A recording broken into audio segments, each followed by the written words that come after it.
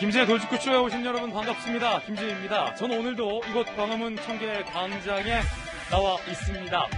재보선 선거가 야당이 압도적인 승리로 귀결됐습니다. 그런데 하나의 변수가 있습니다. 특히 오세훈 서울시장 같은 경우는 취임 첫날부터 그 변수에 맞닥뜨렸습니다. 바로 민주당이 다수를 차지하고 있는 시의회의 견제입니다. 자, 과연 오 시장 시의회를 찾아서 어떤 이야기 들었을까요? 잠시 후에 그 장면 살펴보면서 이야기 나눠보겠습니다. 저는 비가 오나 눈이 오나 매일 아침 이곳에서 여러분을 기다리겠습니다. 김지의 놀직구쇼 지금 라이브로 시작합니다. 잠깐만요.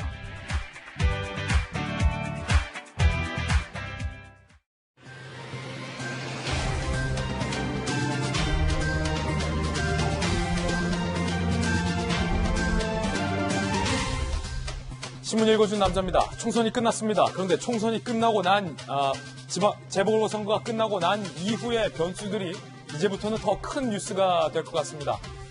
재보궐선거 그 이후의 변수에 대해서 오늘 이야기 나눠보겠습니다. 오늘 조간신문 함께 하시죠. 먼저 한겨레 신문입니다. 성찰과 혁신, 고개 숙인 여당, 쇄신 내용도 감흥도 없었다. 오늘 한겨레 신문이 민주당에 대해서 매우 비판을 하고 있습니다. 고개만 숙였지 쇄신 내용도 감흥도 없었다. 라며 강도 높게 한겨레 신문은 비판적으로 쓰고 있는데 지도부가 총사퇴하고 비대위로 전환하겠다라고 밝혔지만 그 비대위 인선을 두고서도 논란이 많습니다. 비대위도 친문위원장 도종환 위원장이라는 겁니다. 청와대도 무거운 책임감이란 말은 했지만 이 원론적 입장에 불과하다 한겨레 신문 비판했습니다. 특히 민주당 내부에서도 이게 쇄신이냐라는 고성까지 나왔다고 합니다. 잠시 후에 이야기 나눠보겠습니다. 자, 다음 신문입니다. 이번엔 동아일보입니다. 아스트라 백신 접종 혼란, 보류하기로 해놨다가 하루 만에 다시 재개한다라는 방침. 아스트라 접종 재개돼도 안전의 의문, 이 백신 불신 극복이 과제. 자, 지금 유럽을 중심으로 아스트라제네카 백신 맞으면 특히 젊은 층에서 혈전이 발생한다.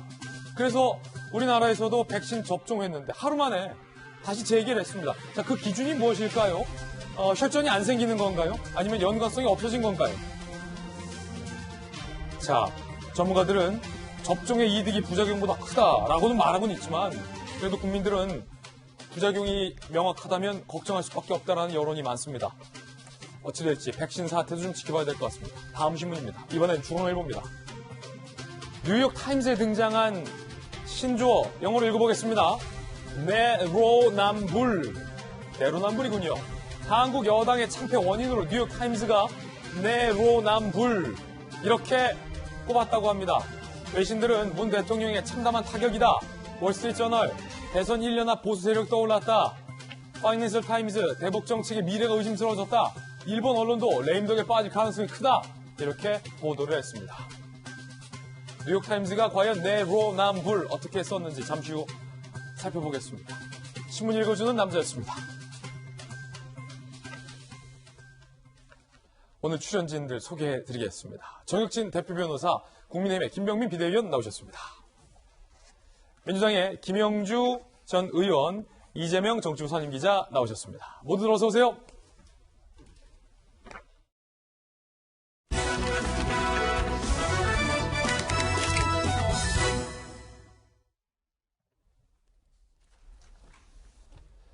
재보궐선거 결과, 특히 서울의 경우 25개 구에서 전 구를 국민의힘의 오세훈 후보가 싹쓸이를 했습니다. 그런데 이제는 당선 이후의 변수들이 문제가 되고 있습니다.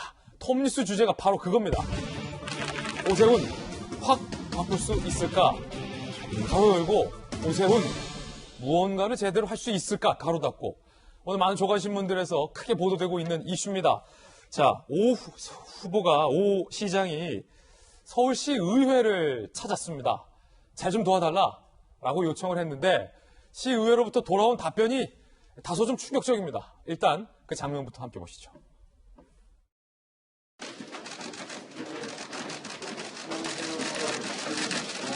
제가 속한 정당이 워낙 소수 정당이기 때문에 사실 시의회에 전폭적인 지지가 없이는 어떤 일도 원활하게 하기가 사실 솔직히 말씀드려서 쉽지 않은 그런 상황입니다. 정말 큰 도움, 지도 편달 부탁드리겠고요.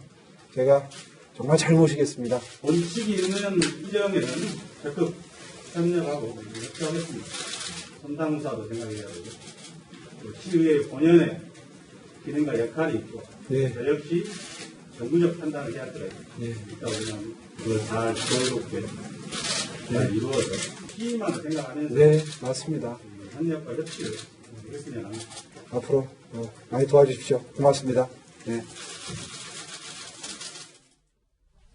자, 오세훈 시장이 상대적으로 더 낮은 자세로 도와달라라고 요청을 했습니다. 그런데 서울시 의회의 당선 축하 입장문에 아직 불통, 오 시장 당선인을 비판하는 내용들이 전면에 담겨 있어서 논란이 일고 있습니다.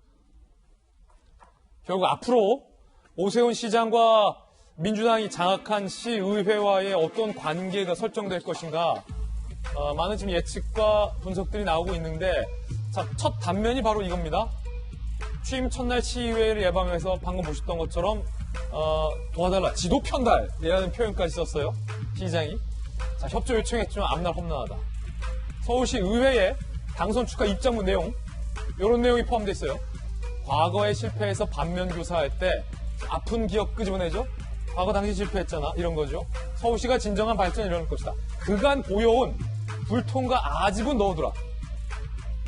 일각에서는 이게 당선 축하 입장문 맞냐? 라는 얘기도 나오고 있는 상황입니다. 자, 그도 그럴 것이 서울시 의회의 구성을 보면 109명 중 101명이 민주당, 101명의 민주당, 오세훈 시장 10대 공약 중 정부 시의회 협조 없이 가능한 건 하나뿐이다. 예컨대 극단적으로 시의회가 10개 공약 모두를 브레이크 걸면 시장이 할 수 있는 게 아무것도 없다. 이런 상황까지 가정이 가능합니다. 일단은 국민의힘의 김병민 비대위원님. 예. 자, 이 당선 축하 입장문이 나왔어요. 시의회에, 서울시의회에. 불통과 아집은 넣어두라. 자, 이거 어떻게 받아들이세요? 당선 축하 입장문 맞습니까? 당선된 첫날인데 좀 넉넉하게 축하해 주셔도 좋지 않을까 하는 아쉬움이 남습니다. 선거 결과 다 지켜보셨겠지만 서울시 25개 자치구에서 압도적으로 국민들의 선택을 받게 됐죠. 국민의힘이, 그리고 과거에 이제 오세훈 시장이 후보 시절에 늘 고개 숙이면서 얘기를 드렸던 것처럼 부족한 점이 참 많음에도 불구하고 한번 선택해 주시면 국민들을 위해서 열심히 노력하고 일하겠다는 그런 목소리를 내비친 적이 있습니다. 1년 2개월 정도의 시장 임기에 불과하기 때문에 그 기간 동안 서울 시민들의 고통을 덜어내기 위해서 할 수 있는 모든 조치를 다 취해야 되고요. 조금 전 영상 보셨던 것처럼 오세훈 시장이 시의회를 방문해서도 허리를, 무릎을 낮출 수 있는 모든 상태까지 낮추고 있는 상태입니다. 같이 협력해서 나가야 되는데 저는 아마 시의회도 많은 고민들이 있을 거라고 봅니다. 조금 전에 김인호 의장이 말해보면 선당 후사 얘기를 했는데요. 당을 먼저 생각하다가는 국민들의 성난 민심의 파도에 휩쓸릴 수 있다, 이런 고민들 아마 하게 될 겁니다. 선당 후사가 아니라 선공 후사가 돼야 될 겁니다. 당이 우선이 아니라 서울시의 이익, 그리고 시민들과 대한민국이 나아가야 될 길들을 고민해야 되는데 지금 당리당략에 따라서 오직 당신만 고민하고 움직이게 되다가는 1년 2개월 뒤에 불어닥치게 될 대통령 선거, 그리고 그 뒤에 있는 지방선거까지 민심의 쓰나미가 일어갈 수 있기 때문에 오세훈 시장은 국민들의 마음을 바탕으로 시민들을 위해서 일할 것이고, 여기에 대해서 시의회도 넉넉하게 같이 협조하면서 당보다는 시민을 위해서 함께 일했으면 좋겠다는 말씀드립니다. 자, 불통과 아집은 넣어두라라는 게 서울시의회 민주당 명의의 입장문인데, 축하 입장문인데, 이재명 기자, 요게 지금 물의 논란이 일고 있어요. 물론 이제 시의회의 민주당 의원들이 다수기 때문에 민주당 명의의 뭐 축하 입장문이 뭐 곧 시의회 입장문과 뭐 사이즈는 비슷할 것 같은데, 보통 이렇게 첫 대면할 때, 상견례 때 초면에 아집은 넣어두세요, 뭐 이렇게 하기 쉽지 않잖아요. 무례하다라는 논란도 일고 있는데 어떻게 보십니까? 시의회가 행정부를 견제하는 것, 뭐 할 수 있는 일이죠. 뭐 그 자체가 뭐 무례 논란을 번지는 건 좀 맞지 않는 것 같은데, 오세훈 시장이 얘기했죠. 소수당이다. 근데 소수당 정도가 아니라 지금 민주당의, 그러니까 시의회 구성을 보면 민주당이 이제 101명이고 8명이 남는데 그중에 민생당과 정의당이 1명씩 있습니다. 그러고 나면 국민의힘이 단 6명입니다. 다시 얘기해서 상임위에 1명씩도 못 들어갈 정도로 굉장히 극소수당이 돼버렸죠. 그런 점에서 저는 물론 시의회도 당연히 뭐 발목 잡기가 아니라 협력할 건 협력하고 또 견제할 건 견제하겠지만 저는 오세훈 시장의 협치가 굉장히 중요한 어떻게 보면 오세훈 시장이 당선되는 첫 일성이 엄중한 책임감인데 그 책임감의 핵심이 협치다 이렇게 생각이 됩니다. 그러니까 본인이 시의회 협치를 하지 않으면 아무것도 할 수 없다는 점도 있지만 지금 아마 시의회가 불통과 아집을 꺼낸 이유 자체가 2011년도에 본인이 사퇴할 때 그때도 시의회 다수당이 민주당이었습니다. 그래서 민주당이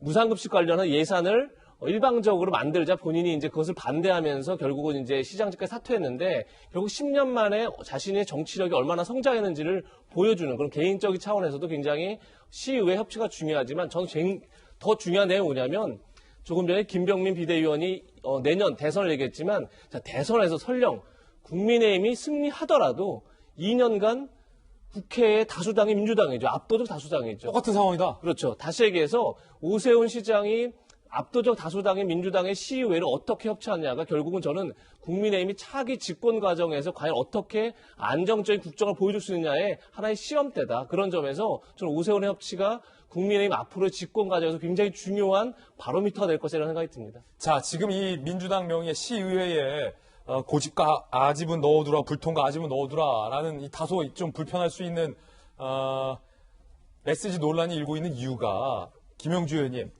다들 기억하시겠지만 이 유세 과정 도중에 이낙연 전 대표가 오 시장을 향해서 설령 당선된다 하더라도 시의회와 싸워서 이길 수 있겠냐? 라고 언급했던 대목과 지금 이게 연결돼서 다시 논란이 되고 있어요. 그게 자칫 오해가 일으킬 수 있는데 당선되더라도 민주당 소속의 시의회는 협조 안 할 것이다 라는 메시지로 해석이 되면서 그때도 사실 논란이 일었었거든요. 네. 사실 그거는 이제 선거운동상에서 우리가 말하자면 오세훈 후보하고 박영선 후보 중에 사실은 일을 제대로 할 수 있는 후보가 오세훈 후보보다는 박영선 후보다라고 하는 선거운동의 과정이라고 생각하고요.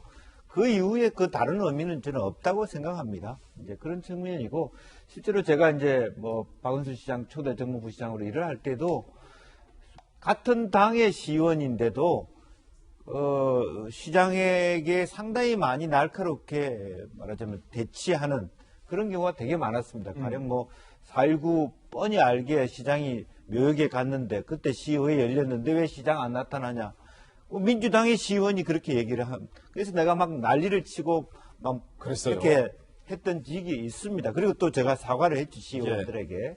이제 그런 정도이기 때문에 실제로 보면 어떤 뭐 야당 시장, 여당 시장 할 것 없이 실제로 시의회라고 하는 것이 독자적인 어떤 자세를 지닌다라는 측면은 가지고요. 또 어쨌든 2010년, 2011년을 돌이켜 보면 그때 당시에 시의장이었던 허광태 시의장이 당시에 그 오 시장한테 가서 시장 계속 하라, 그리고 이거 받아들이라, 이렇게 많은 협력과 협조와 토론이 있었던 걸로 압니다. 이제 그때 당시는 어떻게 보면 치기 어린 어떤 오 시장의 판단이 있었던 것이고, 이제 그런 데 대한 반면 교사를 얘기한 부분이라서 저 말 하나를 가지고 앞으로의 서울시의 시장과 의회 관계가 날카롭게만 할 것이라고 하는 것도 예단이다, 그렇게 생각이 들고요. 그렇군요. 그래서 그런 과정들을 반면 교사로 삼아서 조금 부드러운 관계를 했으면 좋겠다라는 얘기이기 때문에 실제로 그때 뭐 무상급식 반대했지만 지금 다 무상급식 하고 있는 거 아니냐. 당신은 그때 판단 그랬다는 거고, 제가 이번에 드리고 싶은 얘기는 그러한 같은 그 과거의 모습에 대해서 오 시장이 후보 시절에 정말 진정으로 반성하고 또 나름대로 진정성 있게 다시 일하고 싶다는 모습이 잘 받아들였기 때문에 시장이 되었다는 것이거든요. 그때 판단보다 지금 훨씬 성숙하게 의회 관계를 잘 할 거라고 보여지고, 마땅히 의회도 협력할 것은 협력해야 된다, 그렇게 생각을 합니다. 예, 또 하나의 변수는 바로 정부와의 관계입니다. 오 시장은 재건축 일주일 안에 시동 걸겠다. 부동산 문제 1년 안에 주택 공급 포함해서 해결할 수 있다라고 의지를 보여왔습니다. 그런데 어제 홍남기 경제부총리는 그 지자체 혼자 못한다, 이렇게 이야기를 해서 정부가 오 시장을 견제한 건 아니냐라는 논란으로도 이어지고 있습니다. 정부는 그동안 부동산 정책의 큰 틀은 흔들림 없이 유지되어야 한다고 생각합니다. 특히 주택 공급은 일련의 행정 절차상 중앙정부와 광역지자체와 기초지자체의 어느 하나 단독으로 할 수 있는 것이 아니며 상호 협력이 뒷받침되어야 합니다. 자, 정영진 변호사님, 이번 선거의 최대 이제 민심의 바로미터 중에 하나가 부동산 민심이었는데, 오 시장은 선거 과정에서도 현 정부, 문재인 정부의 부동산 정책에 대해서 누구보다 신랄하게 지금 비판을 해왔어요. 정부의 부동산 정책 기조에 따르지 않겠다. 어떻게 보면 독자적으로 재건축도 좀 더 과감하게 풀겠고, 주택 공급도 지금 정부가 하고 있는 것처럼 뭐 공공이 임대나 이런 게 아니라 민간 주도의 주택 공급을 하겠다라고 얘기를 해왔던 터인데, 자, 이 홍남기 부총리의 이 발언은 뭐 원칙적인 얘기로 사실 들리긴 합니다. 지자체와 정부가 잘 같이 해야 된다. 그런데 그 타이밍이 어떤 지자체도 혼자 못한다라는 게 이게 무슨 미묘한 메시지가 있나요, 혹시? 일단은 우리나라가 옛날처럼 그렇게 간단한 나라가 아니거든요. 세계 경제 10대 대국 안에 드는 나라니까 대통령도 혼자서 마음대로 할 수 있는 일이 그렇게 많지 않을 거거든요. 하물며 물론 이제 서울시장이 대통령 다음으로 가장 큰 시장이긴 하지만 마음대로 할 수 있는 게 없죠. 더군다나 이제 지방의회에도 발목을 잡을 거고 정부하고도 뭐 이것저것 이야기를 많이 해야 되는데, 그런데 저는 어떤 생각이 드냐면 오세훈 시장 입장에서 그렇게 손해볼 일은 없지 않을까 하는 생각이 들거든요. 왜냐하면 지금 중요한 것은 제가 이제 뉴욕타임스 기사가 뭐 있다고 그래가지고 한번 쭉 봤더니 뉴욕타임스 기사에서도 제일 큰 것 중에 하나가 이게 이제 집값 문제가 아주 이번 선거에 큰 영향을 미쳤다. 이런 그 기사였더라고요. 결국은 집값을 제대로 잡기 위해서 재건축도 좀 활발하게 하고 신도시도 하고 뭐 기타 세제 같은 것도 손을 봐야 되는 것이 아니냐 이런 이야기들이 쭉 나오는 건데, 집값이 시장이 노력을 했음에도 불구하고 정부가 그런 부분들에 대해서 그 안티를 걸어가지고 반대를 해서 집값이 제대로 그 잡히지가 않았다라고 하면 그거에 대한 부담은 시장한테 갈 것이냐 아니면 부총리나 그 위에 대통령한테 갈 것이냐, 저는 사실 그런 생각이 들거든요. 그래서 나름대로 오세훈 시장 입장에서는 할 말이 많죠. 의회도 있고 그다음에 임기도 일단은 1년 한 3개월 정도밖에 안 되니까 그런 모습만 보여주면 된다, 저는 그런 생각이 들어서 오히려 더 급한 것은 정부가 아닐까, 저는 그 생각이 듭니다. 예, 그런가 하면 오 시장 당선으로 TBS 김어준의 뉴스 공장 편향성 논란도 다시 불붙었습니다. 김어준 씨가 방송에서 이런 주장을 했습니다. 오 시장 때 방송 개입이 많았다라는 주장인데요. 논란입니다. 시장 시절에 오세훈 당선자는 TBS를 서울시 홍보방송으로 인식했어요, 실제. 그래서 방송 개입이 굉장히 많았습니다. 그러다 보니까 그 이후에 방송이 독립되도록 구조가 꾸준히 만들어졌어요. TBS 사장도 방송 내용을 이렇게 해라 저렇게 해라 이 게스트를 출연시켜라 못합니다. 뉴스공장이 마지막 방송에 관한 보수 지지층은 오세훈 시장에게 따져야 되는 겁니다. 어렵습니다. 예.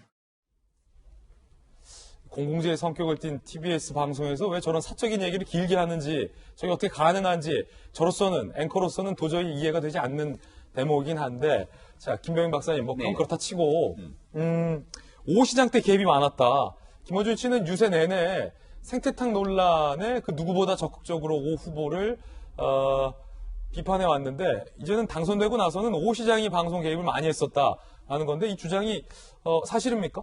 일방적으로 김어준 씨가 하고 있는 많은 내용들을 보면 그저 김어준 씨의 주장일 뿐인 내용들이 상당하죠. 우리 서울시장 이 보궐선거 선거 기간 내내 지켜보셨겠습니다마는 선거를 목전에 두고 특정 후보에게 굉장히 불리하게 나타날 수 있는 내용들을 사실관계에 대한 명확한 검증을 하지 않고 편파적으로 쏟아냈던 방송, 김어준 씨의 뉴스공장을 통해서 많은 시민들이 궁금증을 가졌던 측면들이 있을 겁니다. 그래서 일각에서는 이번 보궐선거에서 박영선 후보가 참패했던 원인 중에 하나를 꼽을 때 김어준의 뉴스 공장처럼 있는 사실을 시민들께 있는 그대로 얘기하지 않고 뭔가 목적을 가진 것처럼 편파적으로 보여지게 되는 많은 내용들이 오히려 시민들의 분노를 더 자아냈던 것 아니냐, 이런 얘기들을 하고 있고요. 이 김어준 씨 방송에 대해서 그렇기 때문에 교통방송으로서 본연의 기능들을 잘 만들었으면 좋겠는데 지금 하고 있는 여러 가지 내용들도 충분하게 정치적으로 누군가에게 불편할 수밖에 없는 얘기들을 쏟아내고 있는 상황 아니겠습니까? 그러니까 이대로 김어준 씨가 뉴스공장을 쭉 더 진행하게 되면은 오히려 1년 뒤에 있는 대통령 선거에서 민주당에게 훨씬 더 불리한 구도들을 스스로 자초한 것 아니냐, 이런 목소리까지 나오는데, 거듭 말씀드리지만 TBS는 우리 서울 시민들의 소중한 혈세가 투입되게 되는 중요한 공공재입니다. 공공재로서 교통방송이 가지고 있는 본연의 목적이라는 게 있는데 그 목적과 전혀 관계없는 일들을 TBS 내에 있는 방송 프로그램에서 진행자나 혹은 그 방송을 제작하고 있는 사람들이 다른 목적과 의도를 가지고 방송하고 있는지 아닌지 이런 내용들을 분명하게 따지고 묻는 것은 시장의 권한으로 볼 수 있기 때문에 앞으로 공공재의 성격을 띠는지에 대한 여부가 서울시 내에서 큰 논란이 될 거라고 생각합니다. 자, 오 시장 때 방송에 개입을 많이 했었다라는 주장인데 이에 대해서는 전혀 아니다라고 지금 반박하신 거죠. 네. 그렇군요. 이 논란 계속될 것 같은데 이재명 기자, 오 시장한테 가서 따져라. 아니면 뭐 오 시장이 개입을 더 많이 했었다. 우리는 폐지 안 된다. 이런 얘기들이 이 굉장히 좀 공공재 방송에서 나온다라는 게 좀 놀랍습니다. 저희로선. 그렇습니다. 편성권의 독립은 반드시 보장돼야 되죠. 그것은 틀림없는 사실인데 공영방송에게 정치적 중립성을 담보해달라고 요구가 지나칠 걸까요? 전혀 그렇게 보이지 않고 특히나 여러 번 얘기했지만 TBS에는 서울 시민의 세금이 포함되어 있죠. 그런 점에서 당연히 정치적 중립성에 대한 담보가 전제되지 않는 그런 방송을 국민이 세금을 내면서 존재할 이유가 없겠다 이런 생각이 드는 거고 그런 점에서 김어준 씨가 글쎄 오세훈 시장이 정말로 시장 시절에 어떻게 개입을 했는지 그거는 오세훈 시장이 만약에 아니라면 문제를 삼아야겠죠. 반드시 삼아야 될 거라 생각 들고 자, 김어준 씨는 이런 얘기를 또 했습니다. 이번 선거에서 가장 결정적 보도가 KBS가 오세훈 후보가 측량연장에 갔다는 보도인데 그 보도가 제대로 포털 사이트 같은 데 올라가지 않아서 전달되지 않아서 이번 선거에서 그런 결과가 나왔다. 지금 이렇게까지 이제 분석을 하고 있는데 KBS 보도가 결정적이었죠. 어떻게 결정적이었냐면 결국 내곡동 셀프 보상 의혹을 전혀 엉뚱한 방향을 끌고 가는 핵심적인 역할을 했다 저는 이렇게 보거든요. 백바지 논란으로. 그렇죠. 생태탕 논란으로 그다음에 특정 브랜드 구두를 신었던 논란으로 전혀 엉뚱한 방향으로 가면서 그야말로 이 논란을 어떤 셀프 보상 의혹이 아니라 네거티브 마타도어로 끌고 가는 결정 보도가 됐다고 생각하는데 저는 이제 여권이 선택할 때가 됐다는 생각이 듭니다. 김어준 씨와 같은 음모론적으로 공작적으로 이 표심을 분석할 건지 아니면 이 분노의 표심을 성찰적으로 분석할 건지 그 갈림길에 서 있다. 저는 보고 저는 이제 여권의 선택을 보겠다 이런 생각이 듭니다. 봐야 한다는 생각이 듭니다. 상당히 좀 흥미로운 게 자, 지금 여권 일각이나 김어준 씨 쪽에서는 이 생태탕이 더 많이 보도됐으면 선거 결과는 달라질 수 있다, 이길 수 있었다라고 주장을 해서 그 내곡동에서 스코어가 어땠는지를 보면 바로 답이 나올 것 같아요. 만약에 이 의혹 제기가 제대로 먹혔다면 내곡동에서 결과는 달랐어야 했을 텐데 어땠을까요? 서초구 내곡동에서 민심이 더블 스코어가 났습니다. 오세훈 64.4, 박영선 33.4. 땅 측량 의혹 생태탕 논란. 만약에 이 의혹이 정말로 이 내곡동 주민들로부터 신뢰를 받았다면 오 후보를 지지하지 않는 여론이 높았어야 한 것이 상식인데 오히려 더블 스코어로 오세훈 후보의 지지세, 득표율이 더 높았다라는 부분은 상당히 좀 흥미로운 분석이고 김용주 의원님, 네. 이런 보도도 있더라고요. 어제 제가 굉장히 재밌게 봤는데 오 시장 이고 나서 이 생태탕 집에 줄이 굉장히 늘어섰다. 생태탕 먹으려고 사람들이. 네. 그런 보도도 나왔더라고요. 그거는 그냥 그렇게 볼 수 있겠는데 실제로 보면 이제 이번 선거 때 보면은 이제 검천 또 이렇게 강북 지역이 투표율이 낮았고요. 서초, 강남, 송파 투표율이 굉장히 높았습니다. 이제 그런 부분이 이미 이제 부동산이 굉장히 크게 작용했다. 개인의 이해관계와 더불어 있다라고 하는 부분이고요. 그냥 정권 심판 대 어떤 후보에 대한 심판 이 부분에 대해서 우리 시민들의 이번 표심은 뭐냐 하면 민주당이 그 후보의 잘잘못을 시비 걸 자격이 있느냐 이런 걸 이렇게 따졌던 것 같아요. 그러니까 실제적으로 이 정부가 상당히 정치를 잘해왔고 행정을 잘해왔으면 박형준 후보의 문제든 오세훈 후보의 문제에 대해서도 지목하고 이거 문제 있다라고 생각하고 지금도 일부는 문제 있다고 생각하지만 무엇이 더 큰가 무엇을 더 크게 심판해야 되느냐에 있어서는 상대가 안 된다. 저스코어로 이렇게 보는 거고요. KBS라는 입장에서, 언론 입장에서는 저 작은 부분도 잘못을 따지기 위한 취재가 필요하죠. 그러나 그것을 다 취재한다고 해서 국민들이 다 지지하는 건 아닙니다. 다 각각 말하자면 서울 시민들이 각자 알아서 자기 기준에 따라서 판단하는 거 아니겠습니까? 예. 저 판단들이 아무리 내곡동에서 저런 일이 있었다 하더라도 내곡동 주민들이 그게 다 동의하고 동료하는 건 아니라는 것들이 이번 선거의 표심으로 나타났다. 그렇게 보면 될 것 같고요. 심지어는 뭐 지역구를 했던 박영선 후보의 구로 지역에서나 지금 현재 사시는 말하자면 여당 후보의 지역에서도 표차가 낮다라고 하는 것은 동정심에 의한 투표가 아니라 하는 것을 반증한다. 그렇게 볼 수 있겠습니다. 몇 군데 지역을 좀 더 보겠습니다. 선거 과정에서 사실은 지난 총선에서 오세훈 시장이 고민정 민주당 의원에게 패배한 바 있습니다. 그래서 한때 고민정 의원이 나한테도 진 분이다라는 취지의 이야기를 해서 논란이 된 바 있었는데 바로 오 시장이 떨어지고 고민정 의원이 당선됐던 그 광진에서는 과연 어땠을까요? 함께 보시죠. 광진구 광진을 지역이었죠. 총선 때 고민정 의원이 50.4%로 승리를 한 바 있는데 이 지역에서 오세훈 시장이 58.7의 득표를 얻었습니다. 박영선 후보는 37.2. 그런데 이 광진을 같은 경우는 추미애 전 장관이 당선이 많이 됐던 곳이었고 또 여기 옆에 계시는 김영주 의원이 당선됐던 곳이기도 합니다. 그리고 이 광진을 옆 동네 광진갑에서는 저 옆에 있는 김병미 비대위원이 정말로 아깝게 아슬아슬하게 지난 총선 때 낙선의 고배를 마셨던 지역이기도 합니다. 자, 박영선 후보의 텃밭 구로는 어떨까요? 자, 3선을 구로에서 했죠. 정치적 고향.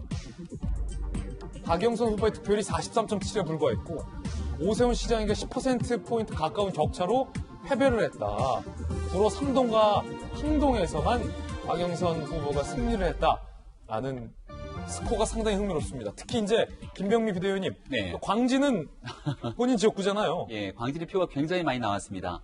그러니까 지난 총선 기준으로 보더라도 광진 을 지역 같은 경우 보수정당이 한 번도 승리한 적이 없었기 때문에 오세훈 시장 당시 후보가 굉장히 선전했음에도 불구하고 낙선의 고배를 마실 수밖에 없었는데요. 가만 생각해보면 그 지역에서 굉장히 오래 정치했던 분이 추미애 전 장관입니다. 근데 우리 지난해 추윤 갈등 때문에 추미애 장관에 대한 피로감이 굉장히 높았고요. 이 지역에서 당선된 고민정 의원이 국민을 위해서 열심히 노력하는 정치인의 모습을 보여줬으면 좋았겠습니다만 우리가 SNS 등을 통해서 봤을 때 상당히 무례할 정도로 낙선한 오세훈 당시 후보를 향해서 굉장히 매섭게 뭔가 좀 무례한 비판들이 쏟아졌죠. 그리고 이 박원순 전 시장의 성추행으로 인해서 피해를 겪은 피해자에게 피해 호소인 등에 대한 언급을 하게 되면서 싸늘하게 민심이 식기도 했었는데 이게 불과 1년 만에 민심이 돌면서 굉장히 많은 표 차이로 오세훈 시장 당선에 기여를 하게 됐죠. 그러니까 민심이 그만큼 무섭다는 것을 뼈저리게 느끼고 이러한 민심의 바람이 언제든지 또 다른 방향으로 불 수 있기 때문에 여기에 대해서 모든 정치권이 숙고할 수 있었던 그런 시간이라고 생각합니다. 예, 자, 오 시장이 당선 이후의 변수들이었습니다. 자, 이제는 이 정치사에서 중요한 변수가 향후에 예정되어 있습니다. 바로 대통령 선거입니다. 자, 지금부터는 차기 대통령 선거에 관한 이야기 나눠보겠습니다. 제목은 이렇습니다.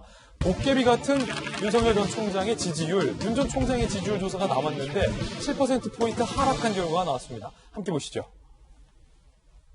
자, 이 서울시장 재보선 결과와 윤 총장의 지지율에는 어떤 상관관계가 있는 걸까요? 일단 이재명 지사의 지지율은 서울시장 선거 결과와 변화가 없습니다. 24. 그런데 이낙연 전 대표의 지지율도 10에서 10. 윤석열 전 총장의 지지율에는 큰 변화가 있었습니다. 25에서 18. 그러니까 7%포인트가 쭉 하락을 한 결과가 이번에 발표가 된 겁니다. 김영주 의원님. 네. 자, 뭐 이 지지율 여론조사 분석에 능하신데 요거는 어떻게 봐야 돼요? 이게 무슨 연관이 있나요? 이번 선거와? 이번 선거 때 이제 오세훈 후보가 나경원 후보한테 이기는 장면, 또 안철수 후보한테 이기는 장면을 보면서 보수와 특히 국민의힘 지지자들이 굉장히 전략적 선택을 하고 있다. 그래요? 하는 것을 볼 수 있습니다.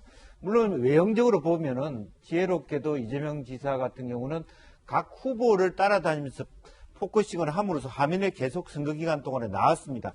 도지사라고 하는 것에도 불구하고 서울도 말하자면 박영선 후보를 찾아면서 화면에 등장하고 부산도 휴가를 내고 김영춘 의원과 하면서 계속 중앙언론에 드러난 반면에 윤석열 후보는 물론 아버님 모시고 사전투표하는 장면만 나왔습니다. 그런데 지금 현재 저 지지율이 빠졌다는 건 큰 의미가 있다고 보지는 않지만 보수와 국민의힘 지지자들이 이제는 국민의힘으로 들어오라. 그렇지 않으면 당신의 지지율이 저렇게 빠질 수 있다.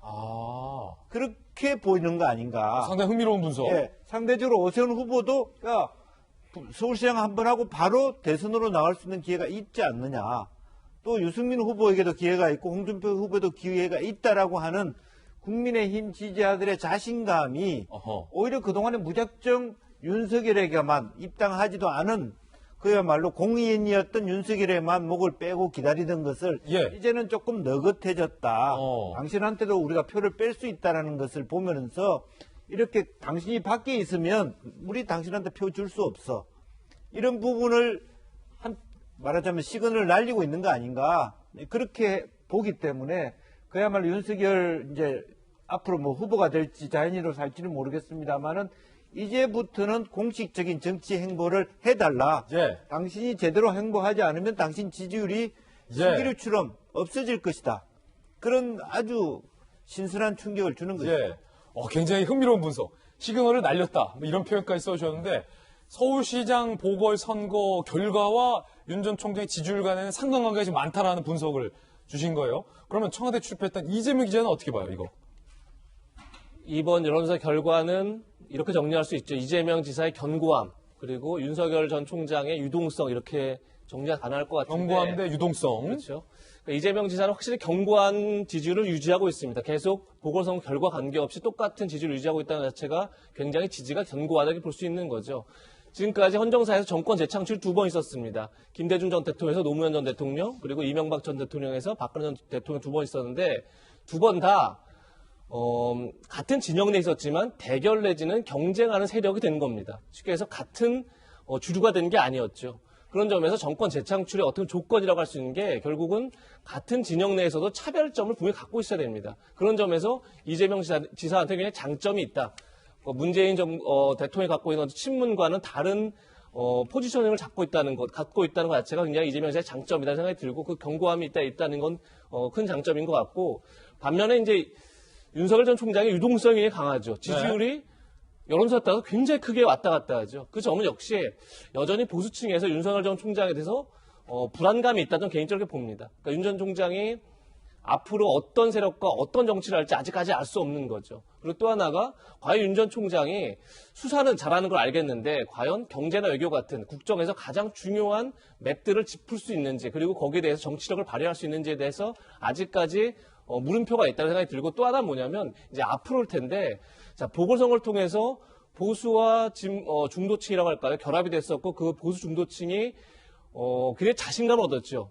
그게 그대로 이제 지금까지 윤석열 총장의 어떤 지지율에는 문재인 정부의 독주를 막을 수 있는 사람이 없다. 그렇기 때문에 윤 전 총장에게 지지율이 쏠렸었던 건데 지금 굉장히 자신감을 얻었습니다. 그럼 과연 그 자신감이 계속 윤 전 총장이 갈지 알 수 없는 거죠. 그런 점에서 앞으로 전 윤 전 총장의 행보가 굉장히 빨라지지 않을까 싶습니다. 그렇지 않고는 이 보수층의 지지를 계속 끌고 가기 어려울 것이다. 이런 생각이 들고 그런 점에서 지금의 여론조사 결과가 굉장히 윤 전 총장 행보에 영향을 미칠 것이다. 이런 생각이 듭니다. 그러니까 과거의 인과관계에 대한 분석뿐만 아니라 이제 미래까지 예측을 했어요. 이게 필연적으로 윤 전 총장의 정치 행보를 가속화시킬 것이다. 라는 전망까지 들었는데 상당히 흥미롭습니다. 자, 요 타이밍에 이 기자가 좀 그런 게 있어요. 예측하는 게. 이 정치 행보가 가속화될 것이다. 요 책이 나온다고 합니다. 책이 14일에 출간될 예정이라는데 일단 가제인가요? 윤석열의 진심. 제목. 윤석열의 진심. 자, 고등학교 동창 이경욱 연합뉴스 출신의 기자와의 대담 집이에요. 지난해 9월 추윤 갈등이 한창 고조됐을 그 시기에 윤 전 총장을 만나서 3시간 동안 이제 대화를 나눈 내용 등이 이제 찬찬히 담겼다는 거죠. 자, 그때 당시 윤 전 총장이 언론은 자유롭게 둬야 한다. 언론관은 일단 밝혔어요. 이런 언론관이 있군요. 우리도 이제 처음 아는 거죠. 이경욱 전 연합뉴스 기자는 큰 틀에서 의회 민주주의와 시장 경제 체제란 무엇이고 현재 우리나라에서 제대로 작동하는지에 대한 생각을 밝혔다. 앞서서 이재명 기자가 윤 전 총장이 과연 경제에 대해서 어떤 생각을 갖고 있는지, 뭐 부동산과 의회 민주주의에서 어떤 생각을 갖고 있는지 모른다. 그 대목에 대한 내용이 들어가 있다라는 거군요. 당시 주로 윤 전 총장이 얘기를 많이 하고 나는 듣는 편. 분야별로 정리는 상당히 돼 있는 것 같았다라고 힌트를 주기도 했습니다. 자, 정혁진 변호사님. 네네. 이 기자와 이제 고등학교 동창 사이라고요? 동기 동창? 네, 그런 것 같고, 일단은 그 이야기를 나눈 게 최근 뭐 조만간 나오지만, 이 이야기를 나눈 거는 작년 9월 달, 그때 이제 추미애 장관과 전 장관과 굉장히 갈등이 고조되던 시기였다. 그런데 문재인 대통령 책 이름은 운명이었잖아요. 예. 그래서 제 주위에도 그 책을 읽고 문 대통령을 지지하고 심지어 이제 자기의 뭐 방향까지 바꾼 그런 사람들도 있는데, 이제 윤석열 총장의 책 이름은 진심이라니까 운명과 진심, 어쨌든 좀 그런 생각은 들고요. 윤석열 총장은 다 알다시피 법률가란 말이죠. 그렇기 때문에 계속 이야기하는 것은 뭐냐면 헌법 정신. 헌법 정신의 첫 번째는 뭐냐면 자유주의, 그 다음에 법치주의. 그런데 여기에 대해서 이러한 기본적인 그 개념을 두고 여기에서 경제는 시장 경제, 그 다음에 정치는 의회 민주주의에 대해서 생각을 하는 것 같아요. 그다음에 이재명 기자께서 말씀하셨지만 사람들이 과연 윤석열이 검사일 뿐인데 여기에 대해서 경제를 알겠느냐. 하지만 전 어떤 생각이 드냐면 예. 윤석열 총장의 아버지가 유명한 경제학자였단 말이에요. 무죄 경제학자였어요. 네, 통계학자, 경제학자. 그렇기 때문에 윤석열 총장이 시장 경제를 그렇게 강조하는 게 제 느낌으로는 아버지의 영향을 상당히 받지 않았을까. 그다음 어렸을 때부터 아버지가 이렇게 그 고개 너머로, 어깨 너머로 이거 하시는, 연구하시고 뭐 가르치시고 또 밥 먹으면서 이야기하고 그런 것들이 알게 모르게 뭐 먼지가 쌓이듯이 스며들듯이 그런 그 개념 같은 것들은 있지 않을까, 그런 생각이 들고요. 그 다음에 한 가지 좀 주목할 만한 부분이 뭐냐면 언론의 자유거든요. 왜냐하면 사회가 제대로 이렇게 소통하려면 누구나 자기가 하고 싶은 말을 충분히 할 수 있는, 그것이 나한테 듣기가 싫고 나한테 아픈 말일지라도 그 부분에 대해서 윤 전 총장이 굉장히 주의하고 있다라고 하는데, 그런데 중요한 거는 어떤 게 중요한 거냐면 말하는 게 중요한 게 아니고요. 자기한테 그러한 권력과 힘이 생겼을 때 자기가 이야기했던 대로 그것을 할 수 있느냐 하지 않느냐, 그것이 결국은 중요한 것이 아닌가 싶고, 사람들은 어떻게 평가할 것이냐면 윤석열 총장이 아무리 말을 그렇듯하게 해도 이 말을 지킬 수 있는 사람인가, 그 신뢰성 여부를 보고 판단을 하지 않을까 싶습니다. 자, 그렇군요. 김병민 박사님. 네. 이 다 두 글자네요, 보니까. 문재인 대통령의 운명, 윤석열의 진심, 안철수의 생각. 그리고 윤석열의 공정과 정의, 뭐 다 두 글자네요. 지금은 윤석열 전 총장이 스스로 내고 있는 책이 아니라 주변 사람들의 이 입을 빌어서 윤석열 총장의 생각은 이런 것이고 윤석열 전 총장은 이런 사람이야 라고 하는 메시지를 꾸준히 내고 있는 상황인 것 같습니다. 정치적으로 뛰어들기까지 예열하는 시간들이 좀 필요할 것이고, 그것이 주변 사람들이 약간 메꿔주고 있는 상황으로 볼 수 있는데, 조금 전에 김영주 전 의원님께서 분명하게 분석해 주는 것처럼 오세훈의 승리를 지켜보면서 아마 조금 생각이 복잡해질 수 있습니다.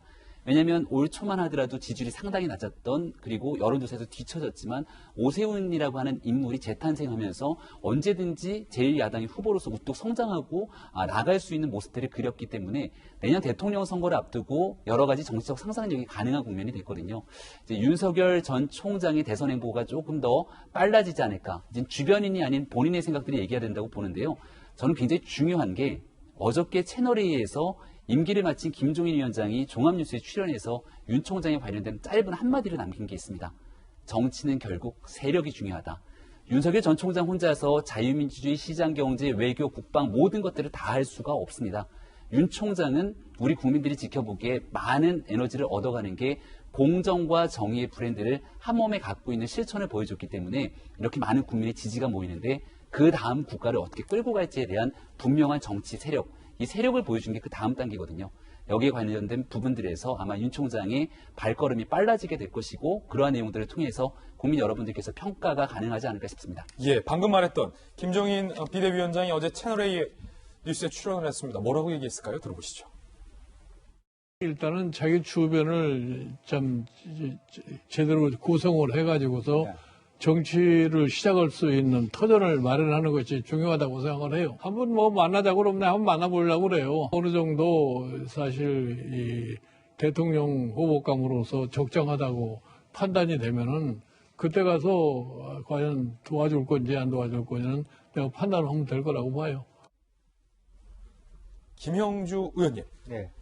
지금 사실 정치적으로 최고의 주가는 뭐 오 시장, 뭐 박형준 두 명의 당선인도 있겠지만 김종인 위원장을 또 빼놓을 수가 없어요. 그렇습니다. 또 대승을 하고서 비대위원장직에서 스스로 또 물러나는 모습까지 화제가 되고 있는데 그때 가서 대통령감이라고 판단하면 내가 도와줄 수 있다. 자, 이 메시지는 비대위원장직에서 물러나서 자연인으로 돌아가는 김종인 위원장의 어떤 역할론과 맞닿아서 상당히 좀 궁금증이 드는 대목입니다. 이거 어떻게 보십니까? 어떻게 해석하십니까? 우선 뭐 이제 첫 자기의 경험이 안철수 후보한테 가봤는데 본인이 경험한 거 보니까 이렇게 내가 믿고 따라갔지만 내가 배신당하는 경우도 있더라. 이런 경험들이 있기 때문에 아무리 윤석열 전 총장이 지금 1위를 달리고 있다 하더라도 그 1위 자체만 가지고 인기도 자체만 가지고 대통령감이라고 판단하지 않겠다. 그런 것이 의미가 있는 거거든. 정말 이 사람이 차기 대통령으로서의 어떤 자질을 갖고 있는가는 또 다른 문제입니다. 시대 정신하고도 맞아야 되고. 그래서 본인이 그동안에 쌓아왔던 여러 가지 경륜을 통해서 말하자면 항목들이 있을 수 있다는 거죠. 어떤 리더십도 있을 수 있고, 애국심도 있을 수 있고, 실제로 지식도 있을 수 있고. 이제 그런 것들을 킹메이커의 어떤 체크리스트들이 예, 있다. 예. 과거처럼 혼자 짝사랑 하지 않겠다. 정확하게 내가 주도해서 이 사람을 만들어서 결과적으로는 당에 끌고 들어온다든지 같이 손잡고 들어온다든지 아니면 필요하다면 정말 그동안에 또 국민의힘한테도 어제 쓴소리를 했지 않습니까? 예. 똑바로 생각 안 하면 안 된다. 이게 국민의힘이 제대로 가지 않으면 프랑스 모델처럼 앙마르슈라는 어떤 작은 정당으로 대통령을 만들어갈 수도 있다라고 생각하는 것이죠. 그 자체가 아마 국민의힘에게도 긴장을 잃지 말라는 거하고 윤석열 총장도 다시 혼자 잘 됐다고 방심하지 말라는 두 가지를 한꺼번에 주고 있다는 연관관계를 두고 있다고 생각을 해요. 그렇군요. 이제 그런 의미에서 그 두 가지 과제 아직도 국민의힘이 더 극복하고 쇄신해야 될 과제가 있는 거고 윤석열이 하나도 다듬어지지 않는 그냥 원석 상태로서 바로 대통령이 될 수는 없다라고 하는 것을 같이 얘기를 하는 겁니다. 그래서 본인 스스로가 여러 가지 이 공간에서 충분히 역할을 할 수 있다는 것을 암시하고 계시는 것 같다는 생각이 듭니다. 예. 당내에서는 윤석열 전 총장을 견제하는 발언도 나왔습니다. 바로 대권 선언을 한 유승민 전 의원입니다. 윤 총장 같은 경우에는 당시 특검의 수사팀장 하면서 30년을 구형을 했고 지금 이제 형을 살고 계시는데 저는 구속 기소와 구형과 그런 거는 또 법원에서 형량이나 이런 거는 저는 너무 과했다고 생각을 합니다.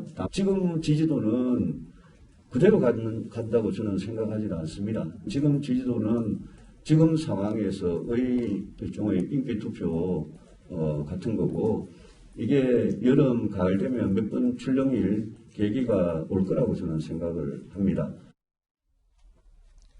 자, 상당히 좀 의외의 단어가 나왔습니다. 유승민, 다른 사람도 아니고 유승민 전 의원의 입에서 박근혜 전 대통령에게 30년 구형을 때린 건 좀 과하지 않았냐라는 발언이 나온 게 상당히 좀 의아한데, 자, 이 기자 어떻게 보셨습니까? 의아하기도 하지만 사실 유승민 전 의원의 정치적 고향, 실제 고향이기도 하고 TK이기 때문에 어떻게 보면 대구 경북의 민심을 본인이 안고 가야 하는 이제 그런 숙명이 있는 거죠. 그런 점에서 박근혜 전 대통령 문제 언급하지 않을 수 없었을 것 같고, 그리고 또 앞으로 이제 이 대선 국면에서 박 전 대통령 그리고 이명박 전 대통령 타면 문제는 다시 또 불거질 겁니다. 그런 점에서 본인이 생각을 미리 정리해서 밝혔다 이렇게 볼 수 있을 것 같고, 또 더 중요한 게 어쨌든 대선 국면에서 자신의 경쟁자가 될 윤석열 전 총장의 가장 아킬레스 건이라고 할까요? 어쨌든 보수 진영에서의 거부감의 가장 핵심은 결국은 박근혜 전 대통령과 이명박 전 대통령의 수사를 진두지휘했고 또 현재 지금 복역 중이고 그런 문제를 본인이 어떻게 정리할지가 굉장히 윤 전 총장 입장에서 굉장히 어려운 숙제 중에 하나죠. 어려운 일이죠. 그런 것들을 이제 본인이 유승민 전 의원 입장에서는 먼저 제기하고 그렇게 해서 이제 어떻게 보면 대립 구도를 세우는 그런 차원이다 이렇게 볼 수 있을 것 같고, 유전 대표도, 유승민 전 의원도 사실 굉장히 중도적 성향의 본인 스스로가 이제 포지션이 돼 있기 때문에 어떻게 보면 이제, 그리고 본인도 지난 대선에서 공화주의를 굉장히 강조했습니다. 그것이 결국 이제 공정, 정의, 법치 이런 것과 맞물려 있기 때문에 어떻게 보면 윤석열 전 총장과 굉장히 비슷한 주장을 하고 있는 거죠. 그런 점에서 본인이 어떤 대립을 세울 수 있는 것 중에 하나가 아마 박 전 대통령의 입장이 아니었을까 이런 생각이 듭니다. 예. 자, 이번에는 민주당 이야기, 자연스럽게 지도부가 총사퇴한 여당의 이야기를 짚어봐야 할 것 같습니다. 주제를 이렇게 정했습니다. 당내에서 이게 쇄신이냐라는 불만의 목소리가 터져나오고 있습니다.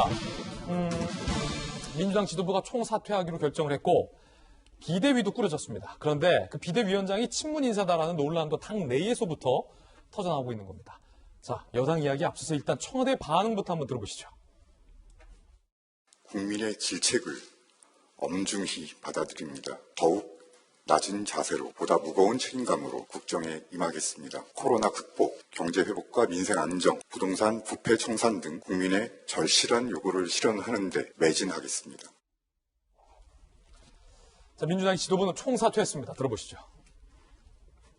더불어민주당 지도부는 이번 선거 결과에 책임을 지고 전원 사퇴합니다. 철저하게 성찰하고 혁신하겠습니다. 국민들께서 됐다고 할 때까지 당 내부의 공정과 정의를 바로 세우겠습니다. 민주당이 다시 국민의 신뢰와 사랑을 받는 정당으로 거듭날 수 있도록 쇄신에 전념하겠습니다. 지도부가 고개 숙이면서 총사퇴를 했지만 논란은 비대위원 인선에 있습니다. 함께 보시죠. 친문 비대위라는 것 때문에 당 내에서도 불만이 터져나오고 있다는 겁니다.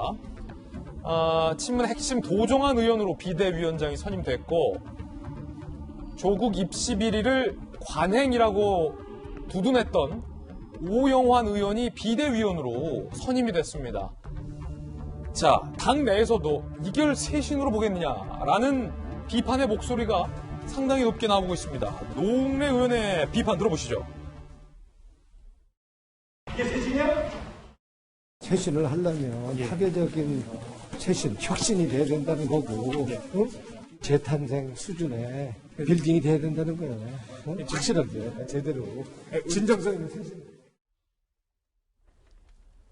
문 밖에서 들려온 이야기. 마치 허재 감독이 이게 불락이야? 라고 했던 것처럼 노웅래 의원이 이게 쇄신이야? 라고 외치고 기자를 만나서 상당히 비대위원 인선을 두고 비판한 내용 들었는데, 자, 이재명 기자. 이게 쇄신이야? 노웅래 의원이 이렇게 반발하고 있는 이유가 뭡니까?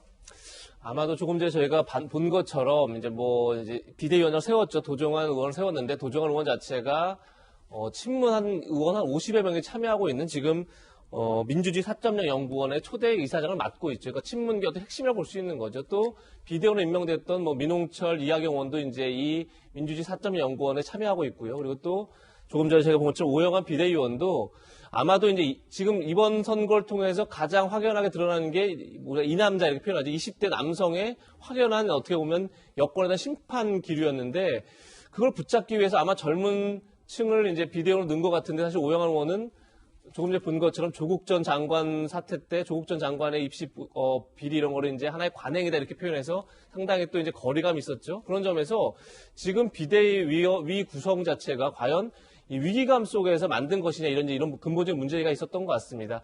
물론 이제 근데 이 비대위가 사실은 다음 주에 있을 원내대표 경선까지 일주일용이기 때문에 이 자체가 큰 의미는 없는데 전 오히려 다음 달 2일 있을 민주당의 전당대회에서 과연 어떤 지도부를 선출하냐 이게 더 중요한 이제 숙제겠죠. 그런데 지금 현재 당권을 겨루고 있는 게 송영길 의원 그리고 홍영표 의원 그리고 우원식 의원 이렇게 세 명이 지금 당권 주자로 거론되고 있는데 과연 이 셋 다 지금 친문 주류와 큰 차별점이 있느냐 그런 점에서 과연 전당대회를 치러서 새로운 리더십을 구성한들 과연 혁신과 쇄신에 가능하겠느냐 새로운 성찰이 가능하겠냐 이런 이제 근본적인 의문이 제기되는 거죠. 저는 굉장히 여권이 지금 주목해야 될 건 2017년 대선 패배 이후에 어떻게 보면 야권의 주류라고 했던 친박계라고 하겠죠. 친박계가 2018년 지방선거 패배 이후에도 다시 어떻게 보면 박근혜 정부에서 국무총리 지냈던 황교안 전 대표를 세움으로써 사실은 다시 이제 2020년 그 지난해 총선에 패배하는 그런 일이 있었는데 저는 새로운 인물, 새로운 리더십을 세우지 않고 과연 내년 대선을 치를 수 있을까 이런 고민 속에서 전당대회를 치러야 된다는 생각이 듭니다. 자, 정혁진 변호사님. 네. 이게 쇄신이야를 외쳤던 노웅래 의원이 오늘 아침에 CBS 라디오에 출연을 해서 도종환 비대위원장을 선임한 것을 두고 이거 국민을 바보로 보는 줄 알 것이다. 라는 직접적인 얘기를 했어요. 이렇게 얘기했어요. 친문 이런 게 없어져야 되는데 주류 비주류 친문 이런 게 벼랑 끝에 서서 쇄신을 해야 하는 마당에 얼굴로 특정 세력의 대표를 내세웠다. 면피성 눈 가리고 아웅하는 식이다. 노웅래 의원 얘기예요. 민주당. 국민이 보기에 이 사람들이 아직도 국민을 바보로 하는 거 아니냐. 뭐 이렇게 굉장한 비판을 했는데 도종환 비대위원장에 대한 지금 비토예요. 네네.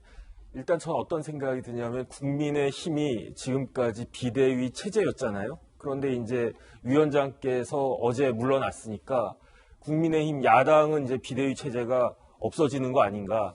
옆에 계시지만 반대로 이제 여당이 그렇게 되니까 이제 그 바꿔가지고 여당에서 이제 비대위 체제로 간다라고 하는 것 같은데 비대위가 아닌 것 같아요. 제가 봤을 때는. 왜냐하면 비대위 체제로 간다라고 하면 이 사람 정도 그 비대위원장이구나 라고 할 만한 그런 무게가 있는 분이 딱 들어와야 그 비대위구나 하는 느낌이 들 텐데 제가 뭐 정치 잘 모른다라고 하지만은 도종환 의원님이 비대위원장 하실 만한 분인가? 거기에다가 지금 비대위 체제가 얼마나 갈 것인가? 그렇게 오래 가지 않는다는 거잖아요. 그러니까 말로는 비대위이지만은 실질적으로 지금 총사퇴한 그 기존의 그 지도부를 대체하는 새로운 그 지도부를 선출할 때까지 과도기적인 그런 역할을 하는 그러한 체제가 아닌가 저는 그런 느낌이 들었습니다. 자, 이거 정치진 변호사님의 개인적 견해인데 비대위원 오영환 의원이 지난해 인재 영입 당시에 한창 논란이 됐었던 조국 전 장관 아들, 딸의 입시 비리 의혹과 관련해서 이렇게 두둔한 바 있는 게 다시 회자되고 있습니다. 모든 학부모들이 그 당시에 관행적으로 해온 그런 행위들을 너무 지나치게 부풀려서 보도되는 것에 대해 물론 허물이 있을 수 있습니다. 하지만 작은 허물조차 너무도 침소봉대하게 부풀려서 국민에게 많은 불신과 의혹과 그걸 심어주는 모습이 너무 두렵다고 해야 할까요? 자, 그 관행 중에 하나가 지금 1심에서 유죄가 나온 건데 이 오영환 의원은 또 김어준 씨 방송에 출연해서 이렇게 말했던 것도 지금 다시 회자되고 있습니다. 저는 총수님께도 특별히 감사를 드리고 싶은 게 제 선거는 다스베이다 전후로 나뉘었습니다. 캠프에서 저와 함께 선거를 치러준 많은 분들 대부분이 다스베이다를 보고 저를 도와주러 오신 분들이에요. 정말 이 전까지 사무실에 들어가면 이제 한 두 분, 세 분 이렇게 앉아 있다가 다스베이다가 방송에 나가고 얼마나 큰 힘이 되었는지 다시 한번 특별한 감사를 드리고 싶습니다. 정말 감사합니다. 김형주 의원님, 이 오영환 의원이 비대위원으로 선임된 것을 두고도 당내에서 지금 뒷말이 많은 것 같아요. 그렇습니다. 좀 안타까운 것이 사실 오영환 의원도 이제 젊은이고 또 실제 그 전에 이제 직업도 굉장히 또 뭔가 우리가 또 독특한 뭐 이렇게 그 화제 진압을 하는 재외특별위원장 역할을 하고 있을 텐데 장경태 의원도 그렇고 오영환 의원도 그렇고 젊은 의원 아닙니까? 젊은 의원이면 사실은 과거에는 당이 올바로 가지 않았을 때 반대의 깃발을 들었던 김영삼 전 대통령 같은 20대 기수든 어쨌든 그런 것에 맞서 싸우는 입장을 해야 되는데 너무 기꺼이 당의 주류에 흡수되기 위한 노력을 했다라고 하는 것들이 굉장히 아쉽게 느껴집니다. 저기도 뭐 내가 힘이 없을 때 도와준 부분에 대한 감사 이게 불가한 것이기 때문에 그런 분들은 사실은 정치권에 필요 없어요. 훌륭하고 마음 좋은 사람은 국민 전체입니다. 이제 정말 정치라고 하는 것은 자기가 봤을 때 이거 아니다고 했을 때 노라고 얘기했을 때 그 정치의 가치가 있는 거죠. 왜 우리가 노무현 대통령이 무슨 장면을 기억합니까? 안 됩니다라고 했던 그 장면을 기억하는 거죠. 그런 장면을 보기 위해서 젊은 정치인을 우리가 곱게 키우는 것인데 지금 현재 지금 민주당이 나타내는 가장 잘못된 시그널은 젊은 정치인일수록 더 주류에 빨리 그냥 거수기가 되고 있다는 것. 또 하나는 금태섭범 같은 다른 얘기를 하는 사람을 쳐내버렸다는 것. 사실은 실제로 어찌 보면 좀 심한 얘기지만은 중국 공산당도 이렇게는 안 합니다. 북경파와 상하이파, 공정당파가 있어서 정말 다른 비대위 때는 전혀 다른 색깔의 정말 본인의 의지와 상관없이 말씀드리면 유인태 의원처럼 쓴소리하는 분들이 모셨을 때 국민들이 저 당 좀 진짜 반성하나 보다. 그런 건데 똑같은 멤버의 한 사람으로 그럼 비대위라는 이름을 쓰지 말아야죠. 아예 김태년 의원이 욕을 먹더라도 다음 원내대표 때까지 지키는 것보다 못한 또 하나의 비판을 받고 있는 거 아니겠습니까? 예. 좀 그런 부분에 대해서 좀 생각을 했으면 좋겠습니다. 자, 이제 김영주 의원께서 쓴소리를 또 민주당에 전 의원으로서 해주셨는데, 이제 중국 공산당보다 못하다라는 의미가 아니라, 그러니까 다른 결의 다양한 목소리를 낼 수 있는 당내의 이제 계파들이 골고루 구성이 돼야 한다는 취지의 지적이었다는 말씀 드리겠고, 앞서서 도종환 비대위원장과 관련된 정혁진 변호사의 이제 개인 발언 중에서도 과연 이분이 비대위원장을 할 만한 분인가라는 부분은 정혁진 변호사의 발언이 도종환 의원에 대한 개인적 폄하로 비춰질 수 있기 때문에 자, 그 부분은 좀 적절치 못하다. 다만 여러 가지 다양한 이제 계파들의 비대위원으로서의 어떤 다채로움을 강조하셨는데 듣기에 따라서는 그렇게 오해될 수도 있다는 부분에 있어서 제가 대신 정정을 해드리겠습니다. 친문계가 재보선 참패에 언론 탓, 검찰 탓을 해서 현재 논란이 되고 있습니다. 어떤 탓을 했을지 한번 보시죠. 김종민 의원, 언론이 지나치게 편파적이었다. 민주주의의 위험 요소다. 김어준 씨, 언론 내국 공보도 안 했다. 포털은 뉴스 노출 안 했다라고 언론 탓을 했고요. 김용민 의원, 민의의 핵심은 불공정에 대한 분노다. 따라서 검찰 개혁을 해야 된다. 손혜원, 민주당이 살 길은 오로지 검수완박뿐이다. 라고 이야기를 했습니다. 그 가운데 NYT, 뉴욕타임즈가 여당의 이번 선거 참패 원인으로 조쿡, 내로남불을 언급했습니다. 뉴욕타임스 내용입니다. 문 대통령의 최측근 조국, 영어로 돼 있는데 제가 한국어로 이제 저희가 번역을 한 건데, 조국 전 장관, 딸의 입시 비리 의혹 등은 대선 공약이었던 특권 없는 세상을 역행했다. 흑수저를 영어로 dirt spoon이라고 표현했군요. 흑수저가 고군분투하는 동안 금수저, 골드 스푼. 뉴욕타임즈도 쉽게 쓰네요, 표현. 골드 스푼.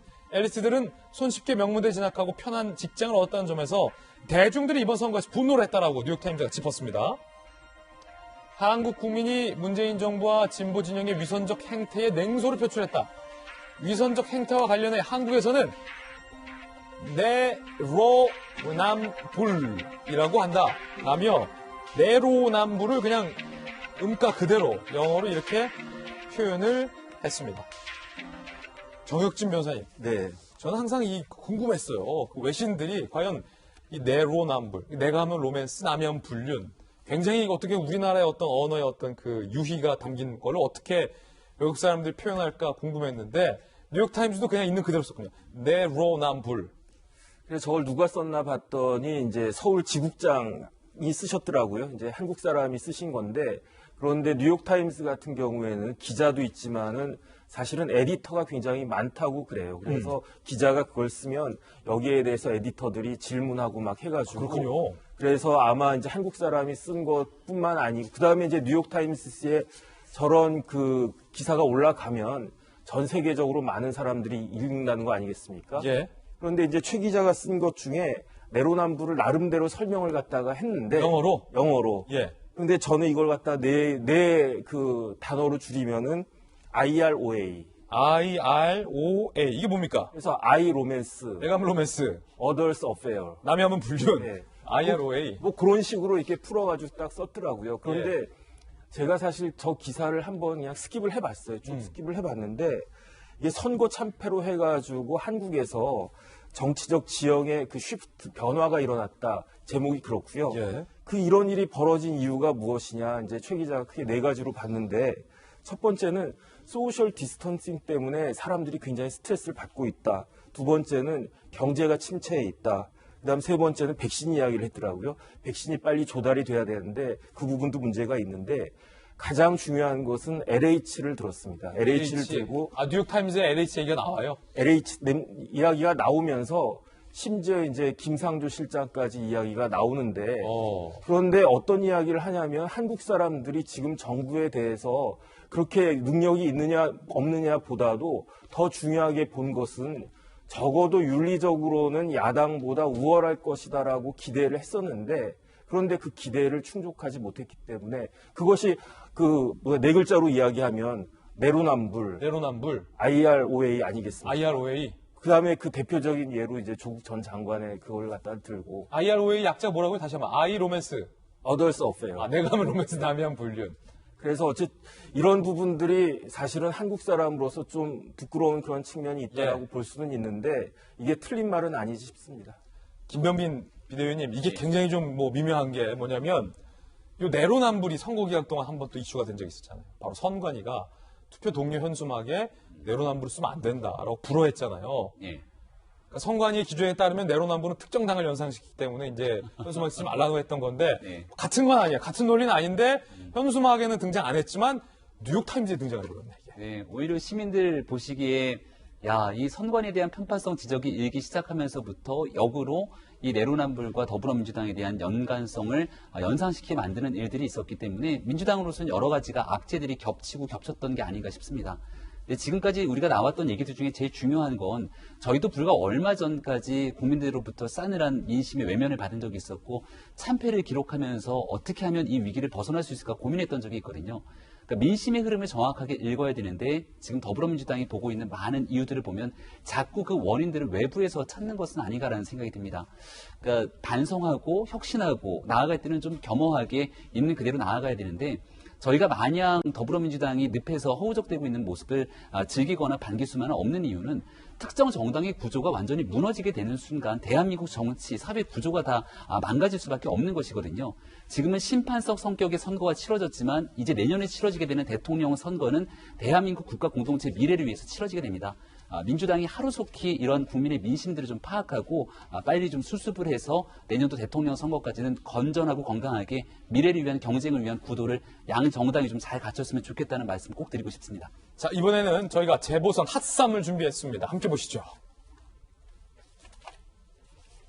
핫쌈, 고민정 의원, 허경영 후보, 그리고 송원석 의원. 자, 이 세 명이 핫쌈인데 첫 번째 핫일, 고민정 의원의 페이스북에 자, 이재명 기자, 지금 무슨 일이 있는 거죠? 오늘 왜 핫쌈에 선정됐죠, 고민정 의원? 예, 고민정 의원의 페이스북에 많은 사람 댓글 달아서 고민정, 지금 보시는 것처럼 오세훈 시장님 당선에 크게 기여해 주신 민주당 엑스맨 고민정 의원님 정말 감사드리고 수고하셨다. 그동안 호소하시느라 힘드셨을 텐데 쭉 쉬세요. 같은 지금 이제 유의 오세훈 시장 당선의 1등 공신이 고민정 의원이다. 이런 유의 댓글이 굉장히 많이 달렸고 또 거기에 대해서 많은 사람들이 호응을 했다. 이런 것들이 좀 뉴스가 되고 있습니다. 아마도 이제 고민정 의원이 피해 호소인 3인방이라고 불렸었죠. 박영선 캠프에 참여했던 3명의 의원이 남인순, 진선미, 고민정 의원 등이 사실은 이 보궐선거의 원인이 됐던 박원순 전 시장의 성희롱 사건 당시에 피해 호소인 발언을 통해서 오히려 2차 가해냈다 이런 논란이 있었고 결국은 박원순 캠프에 물러났는데 그 뒤에 이제 아마도 이제 고민정 의원이 쪽잠을 자는 사진들 그리고 눈물 흘리는데 시민으로부터 위로받는 사진들 이런 걸 올리면서 또 감성 소환을 하고 있는 거냐 이제 이런 지적을 받았었죠. 그러다 보니까 아마도 이제 그런 거에 대해서 많은 이제 어떤 보수나 중도층에 있는 지지자들이 약간 이제 고민정 의원을 조롱하는 듯한 그런 글을 올렸습니다. 근데 아마도 그거보다 더 중요했던 건 이거 같습니다. 고민정 의원이 조금 전에 저희가 아까도 말씀드렸지만 광진에서 오세훈 후보를 이긴 다음에 나한테도 지고도 여전히 환상 속에 빠져 있다. 이런 식의 이제 글들을 올렸고 그러다 보니까 이제 그것이 굉장히 정치권에 논란이 됐었는데 당시에 오세훈 후보가 고민정 후보에게 지난해 총선에서 2.6% 포인트 차이를 줬었습니다. 그런데 이번에 이제 시장 선거에서 보궐선거에서는 이제 박영선 후보를 21.5% 포인트로 크게 이겼죠. 10배를. 예. 민심이라는 게 사실은 언제든 뒤바뀔 수 있는 것을 너무나 이제 사실 많은 정치인들, 정치 오래 한 분들도 그걸 다 알고 있는데 너무 고민정 의원이 오히려 그 민심을 좀 가볍게 여겼던 게 아닌가 이런 것을 이제 이번 일을 계기로 좀 본인도 한번 되돌아보는 게 어떨까 싶습니다. 그렇군요. 자, 근데 뭐 고맙다라는 게 일종의 어떤 조롱이나 비판의 어떤 의미가 있는 건데 고민정 이슈, 의원의 이슈가 오 시장의 당선에 긍정적으로 영향을 미쳤다라고도 보세요, 이 기자도? 고민정 의원 개인에 대한 페이스북 글들이 크게 영향을 미쳤다 보이지는 않죠. 이게 제가 여러 차례 말씀드렸지만 이런 선거 자체가 어떤 인물의 싸움이 아니라 기본적으로 정당, 그다음에 정권에 대한 평가의 선거였기 때문에 개인 의원들의 하나하나의 행동 자체가 표심에 큰 영향을 미쳤다고 보이지는 않지만 저는 기본적으로 이번 선거를 민주당에서 만약에 정당 투표 그리고 이것이 문재인 정부 사내에 대한 평가였다고 보면 훨씬 더 반성과 성찰의 분위기 속에 선거를 치렀어야 되는데 그렇지 않은 모습들을 여러 차례 본 거죠. 그 중에 한 명이 고민정 의원도 포함되어 있지 않는 생각이 들고 그런 것들이 이제 알게 모르게 영향을 미치지 않았을까 싶습니다. 자, 그런가 하면 피해 호소인 중 한 명인 남인순 의원은 SNS에 이런 글을 썼습니다. 자, 민심을 무겁게 받아들이며 깊이 성찰하고 혁신하겠다. 다시 국민의 신뢰와 사랑을 받는 정당으로 거듭날 수 있도록 쇄신에 전념할 것이다라는 입장을 내기도 했습니다. 소개해드리겠고요. 핫삼 함께하고 있습니다. 핫2 허경영 후보입니다. 이번 서울시장 선거에서 3위를 했다고 합니다.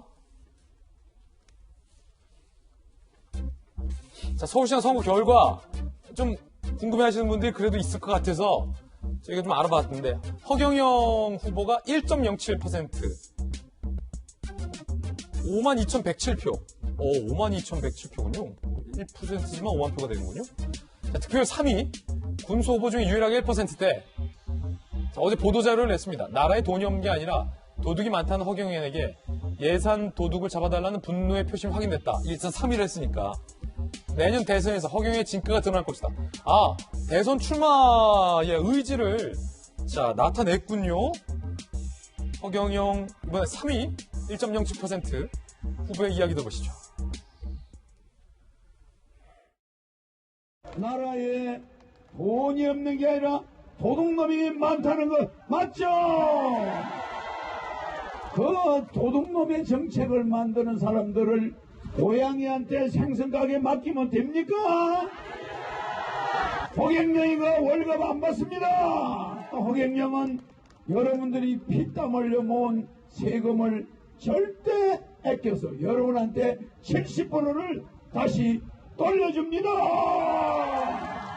서울 시민들의 피 묻은 돈 단전 1원이라도 왜 우리가 정치인들한테 바쳐야 됩니까?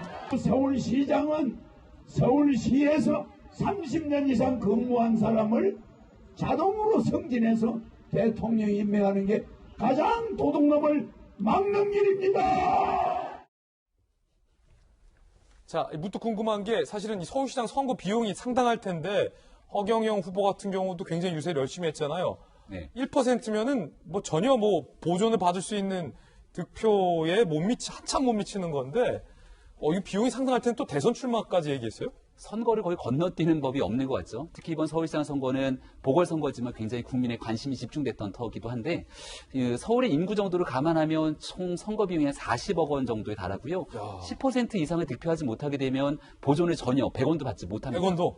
다만 이제 후원금을 모아서 선거를 치를 수가 있기 때문에 후원금이 얼마가 들어왔는지를 나중에 살펴보는 것도 흥미롭지 않을까 싶은데 후원금으로 허경영 후보가 처음 대통령 선거에 출마했을 때의 재산과 그리고 지금의 재산 신고된 걸 보게 되면은 상당히 놀라울 정도로 선거를 치르면서 재산이 계속 올라가고 있거든요. 아, 그렇습니까? 그래서 이게 나와서 얘기하고 뭔가 국민들한테 좀 재미난 얘기를 하는 것도 좋은데 이러한 내용들이 정작 공직선거 본연의 목적과는 조금 다른 방식으로 흘러가는 것 아니냐라고 하는 비판의 여지도 분명히 있다는 점 확실하게 짚고 넘어야 될 것 같습니다. 예, 날카로운 지적이었습니다. 핫3 세 번째는 야당의 송원석 의원입니다.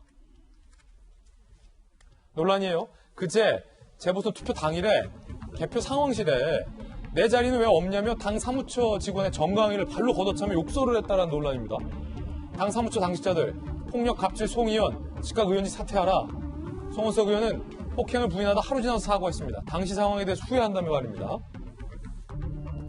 자, 주호영 원내대표는요. 야당이 반사이익 얻은 선거라는 점 잊어서 안 된다. 이런 때일수록 스스로 처신의 각별히 신경 써야 한다는데 정익진 변호사님, 아니, 지금이 어느 때인데 당직자의 정강이를 걷어찹니까? 그리고 그 이유가 자기 자리에 없다고 정강이 걷어차면 되겠습니까? 이런 모습 때문에 사실은 야당이 국민들에게 지난 선거 내내 외면받아왔던 거 아니겠습니까? 그러니까 저희 때 장교로 군대를 가면 그러면 위 상관한테 뭐 까인다 이런 이야기 했고, 그다음 뭐 저희 때는 여러 뭐 기자들도 마찬가지였겠지만 그런 그 일이 있었어요. 근데 사실 송원석 의원 같은 경우는 기재부 고위관료 출신 아니겠습니까? 기재부에서도 저렇게 정강이를 발로 걷어차이면서 했는지는 잘 모르겠는데, 한마디만 말씀드리면 지금 주호영 대표께서 말씀하신 것처럼 사실 국민의힘이 자기의 힘으로 이렇게 압도적인 승리를 했다라고 저는 생각하지 않거든요.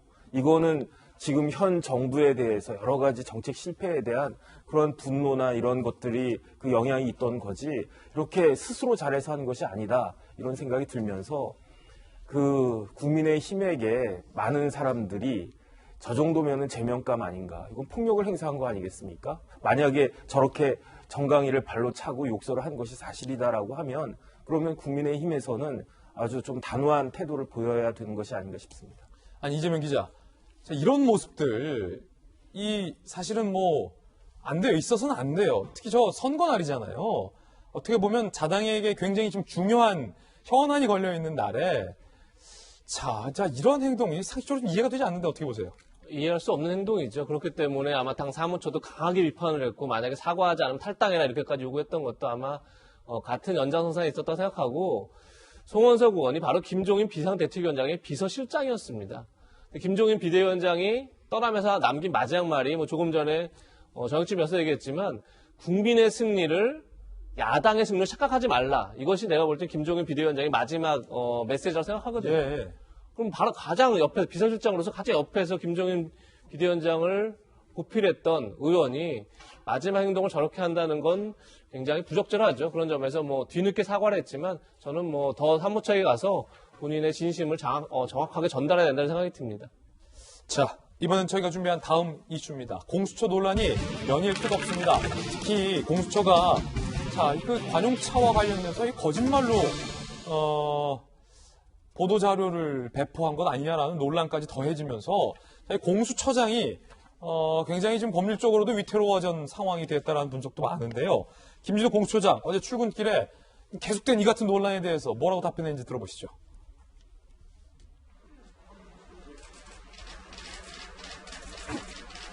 자, 제대로 된 답변 대신에 공수처장이 뭔가 오래돼 보이는 책 한 권을 들고 나왔습니다.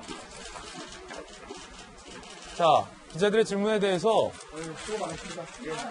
수고 많다라고 하고 답변을 외면했는데, 자, 지금 공직자가 지금 본인과 관련된 이런 의혹들에 대해서 답변을 외면하는 것, 여러분들은 어떻게 생각하십니까? 자, 답변 대신에 노출된 건 20년 전 책, 형법 강론이라는 책이라고 합니다. 1989년 초판이 발간된 책, 89년에서 96년 사이에 발간된 책으로 추정되는 책을 들고서 출근을 한 모습이 노출됐습니다. 법조계에서는 이렇게 반응을 보이고 있습니다. 형법 강론은 법 개정, 새로운 판례 등이 추가 반영되고 보완되면서 개정판이 계속 나온 책인데 20년 전 책을 본다는 게 말이 되냐. 한 부장검사님. 형법 강론은 훌륭한 책이고 좋은 수험서지만 개정판이 수차례 나온 마당에 20년도 넘은 옛날 책은 라면 냄비 받침대로밖에 못 씁니다. 라고 얘기를 했습니다. 정혁진 변호사님. 네네. 일단 이게 사실입니까? 저 20년대 형법 강론은 형법 강론서로서 의미가 없다. 라면 받침대로서만 의미가 있다는 게 사실이에요? 저도 20년 전 책 보는데요. 그래요? 왜 보냐면 저 이재상 교수님이라고 계셨는데 돌아가셨어요. 근데 저분이 어떤 분이냐면 검사 출신이었어요. 그래서 굉장히 수험서로서 굉장히 정리도 잘 되어 있고, 그래서 이전에 나왔던 형법 교과서들보다 굉장히 좋은 교과서였다. 그 당시 이제 수험생들한테 필독서였다. 20년 된 책을 왜 보냐면요. 그게 20년 동안 이제 판례나 학설 같은 것들이 더 반영이 되긴 하지만 손에 있거든요. 그러니까 만약에 똑똑한 사람 같은 경우는 저런 책 한두 번 읽으면 다 이해가 되지만 저 같은 사람은 뭐 8번, 9번, 10번씩 딱 보기 때문에 이게 딱 그 눈에 익어서 저런 것 기본적인 개념은 다시 한번 찾아보고 전설적인 체킹하군요. 네네. 그 다음에 이제 그 사이에 새로 나온 판례 같은 것들은 인터넷 검색해가지고 하면 되니까 그러니까 저거는 너무 그렇게 폄하할 문제는 아니다 싶긴 한데 워낙 지금 김진욱 처장이 상식에 그 이해하기 납득하기 어려운 행동들을 쭉 하니까 저런 것까지도 지금 꼬투리가 잡히는 것이 아닌가 하는 생각이 들어서 개인적으로는 굉장히 안타깝다 이 생각입니다. 김용주 의원님 어떻게 보세요? 뭐 공수처장이 뭐 그 판례가 바뀐다는 걸 모르고 20년 전 책을 그 애지중지하겠습니까? 제가 보니까 저 책이 89년도 나왔는데 네. 89년도 공수처장이 사시 합격을 했어요. 그러니까 이게 자기한테 의미 있는 책일 수 있다는 거죠. 책 내용 이전에. 그런 의미는 뭐냐면 지금 여러 가지 뭐 루머가 있고 흔들리고 있는데 이 책의 메시지는 제가 읽기에는 초심으로 돌아가자. 자기가 제일 처음에 사시 합격했을 때 정말 정의를 위해서 일했다라고 하는 자기 다짐을 다시 한번 여러 가지 지금 이제 언론이나 모든 환경에서 공격을 받고 있고 자기도 정말 판단을 잘할 수도 있고 잘 못할 수도 있지 않습니까? 이제 스스로 흔들리고 있는데 자기 마음을 자기 그 사법고시 합격했던 그때로 돌아가서 다잡겠다는 그런 의지를 이 책에서 보여주고 있지 않느냐 저는 그렇게 생각이 듭니다. 그렇군요. 자, 책에 대한 의미 두 분 이렇게 해석해 주셨는데 이재명 기자, 우리 사실 국민들이 궁금한 건 그래서 왜 이성윤 중앙지검장을 저렇게 비밀리에 면담을 했는지 처음에 국회에서 분명히 조사라고 했다가 실시간으로 왜 면담이라고 그 과정에서 말을 바꿨는지 왜 관용차, 자신의 관용차를 내줄 거면 떳떳하게 집부터 내줘야지 골목길 뒷골목에서 환승하게 내줬는지 그러면서 그에 대한 공수처의 공식 해명이 2호 관용차는 뒷문이 안 열려서 그렇다라고 했는데 알고 봤더니 뒷문이 잘 열린다라는 거짓말 논란에 처하게 됐는지 왜 이런 논란에도 불구하고 지금 아무런 답변을 못하고 있는지 어떻게 보십니까? 지금 김진욱 공수처장이 고발됐죠. 그래서 지금 수사를 받을 처지가 됐죠. 그런 점에서 뭐 오히려 말을 하는 게 오히려 문제가 될 수 있다고 생각할 수도 있는데 뭐 조금 전에 김영주 전 의원님의 해석처럼 정말 저 형법 강론을 들고 나온 게 정말 초심으로 돌아가는 거였으면 굉장히 좋은 사인일 텐데 앞으로 이제 어떻게 지켜봐야겠죠. 근데 어쨌든 간에 우리가 공수처를 만들고 그리고 공수처에 기대했던 거는 정말 그 권력에 대한 엄정한 수사를 기대했던 건데 지금 서울중앙지검장 이성윤 중앙지검장 수사 과정에서 저희가 본 것처럼 조사인지 면담인지 알 수 없는 황제 에스코트, 황제 조사 논란으로 번지는 걸 보면서 전혀 기대와는 반대되는 지금 행태를 본 거죠 저희가. 그런 점에서 글쎄 이제 이성윤 김진욱 공수처장이 어떻게 보면 공수처에 제가 늘 말씀드렸죠. 그 하나하나의 판단, 하나하나의 행동, 하나하나의 결정들이 공수처 신뢰에 결정적 영향을 미치는데 이미 공수처 신뢰 자체가 굉장히 무너지는 그런 상황을 좀 맞이하게 됐고 그런 점에서 지금 굉장히 어떻게 보면 공수처 전체의 위기를 맞고 있다는 생각이 듭니다. 그러니까 지금 우리의 이 불신의 가장 큰 문제는 뭐냐면 공수처는 지금 단순히 뭐 서울중앙지검장 정도가 아니라 대통령, 국무총리, 대법원장 등을 수사할 수 있는 기관입니다. 그런데 저희가 본 건 서울중앙지검장 앞에서도 굉장히 작아지는 모습을 본 거죠. 그런 점에서 지금 이제 이성윤 중앙지검장이, 김진욱 공수처장이 앞으로 뭐 어떤 기자들과의 간담회에서 어떤 말을 할지 모르겠으나 저는 그 신뢰를 어떻게 회복할지 그게 지금 가장 큰 숙제가 아닌가 싶습니다. 예.